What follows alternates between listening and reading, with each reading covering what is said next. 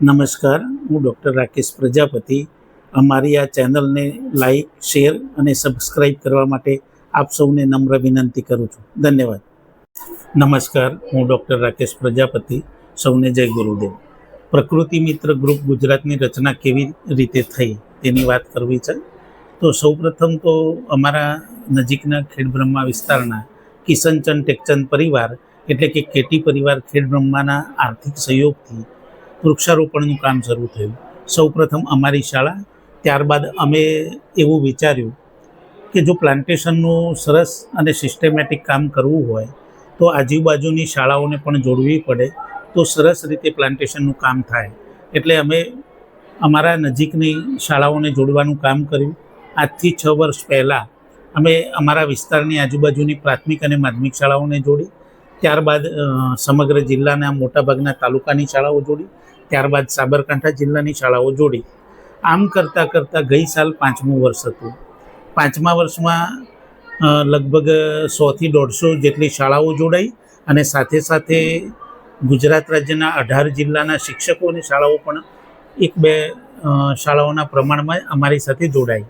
આ રીતે એક સ્વૈચ્છિક સંગઠન એટલે કે પ્રકૃતિ મિત્ર ગ્રુપ ગુજરાતનો જન્મ થયો. પ્રકૃતિ મિત્ર ગ્રુપ ગુજરાતનું સેન્ટર અમારી શાળા એટલે આ રિહેનેચ મહેતા વિદ્યાલય માકડીમાં છે. અહીંથી અમે એનું સફળ રીતે, સરસ રીતે એનું મેનેજમેન્ટ કરી રહ્યા છીએ. આમાં મુખ્ય વાત એ છે કે જો પ્લાન્ટેશન સંખ્યામાં પડ્યા વગર સરસ રીતે વૃક્ષારોપણ કરવું હોય તો સૌથી બેસ્ટ રીતે પ્લાન્ટેશન કરવા માટે શાળાઓ અને બાળકોને જોડવા પડે, શિક્ષકોને જોડવા પડે. તો ચાલુ સાલે આપણી સાથે ગુજરાત રાજ્યના 26 જિલ્લાની શાળાઓ અને શિક્ષકો જોડાયા છે. અમારા બનાસકાંઠાના પાલનપુર, દાંતા, અમીરગઢ, વડગામ, હળાદ તાલુકો, કોશીના તાલુકો, ખેડબ્રહ્મા તાલુકો અને વડાલી તાલુકા સુધીના શાળાઓ મોટાભાગની અમે જોડી છે. સરવાળે કામ એ છે કે વધુમાં વધુ પ્લાન્ટેશન થાય, વધુમાં વધુ પ્રકૃતિના રક્ષણ માટેના પ્રયત્નો થાય, જીવદયાના કામ થાય. આ દરેક માટે થઈ અને સરસ રીતે કામ થાય છે. આ બધાના પ્રકૃતિ મિત્ર ગ્રુપ ગુજરાતમાં જે મિત્રો જોડાય છે તો અમે એવું પણ વિચાર્યું કે આ બધા મિત્રો સરસ કામ કરે, 80%ના દરે સક્સેસ રેટ આપણને મળે, સરસ પ્લાન્ટેશન થાય. 6 વર્ષથી થઈ રહ્યું છે. તો દર વર્ષે આપણે સપ્ટેમ્બરમાં એક મિલન જેવું રાખીએ છીએ, ગેટ ટુગેધર, અને એમાં આગલા વર્ષે જે મિત્રોએ બેસ્ટ કામ કર્યું હોય તેમને પ્રકૃતિ મિત્ર એવોર્ડ આપી અને સન્માનિત કરીએ છીએ.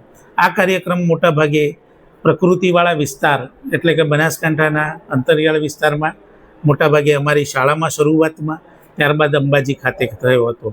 ચાલુ વર્ષે પણ અંબાજીની આસપાસ કોઈ પર્યાવરણનું સારું સ્થળ હોય, પ્રકૃતિ જ્યાં વધુ પ્રમાણમાં હરિયાળી હોય એવા સ્થળે આપણે આ કાર્યક્રમ કરવાના છીએ. અમારા આ કાર્યમાં કોઈ નિષ્ઠાપૂર્વક જોડાઈ શકે છે. આપ સર્વેને આ કાર્યમાં જોડાવાની નમ્ર અપીલ કરું છું. ધન્યવાદ.